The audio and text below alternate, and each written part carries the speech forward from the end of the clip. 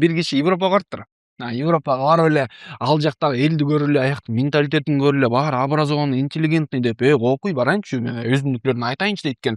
Даже айтат экен, Европада бүт таза дейт экен. Анан ушундай нерсени байкадым дейт экен. Кыргыздарга айтып атат да. Элдер метродо барат да, китеп окуйт экен, ушунча образованный десе, бирөө айтып коет дейт.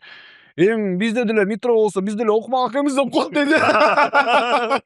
Анысы кандай бир ситуацияга мындай эки башкача көз караш менен караса болот экен да. Эгер мен бир окуянычы көрүпчү, бир көйгөй болду дейли, ошону тамаша иретинде эми болуп турса, эмне болмок эле деп кабыл алып койсомчу, кийинки окуячы уже мага келаткан окуячы уже бир позитивдүү бир эме алып келет экен да мага, мындай смысл алып келет экен да жашоомочу. А эгер мен кең дүйнөнү тартып эле, ой тигиндей болуп калды, анан мындай болуп калды, ар бирөөсүнө бир күнөөкөрдү издей берсемчи, ар бир проблемамды чоңойто берсем, жанагы проблема чоңое берет экен да.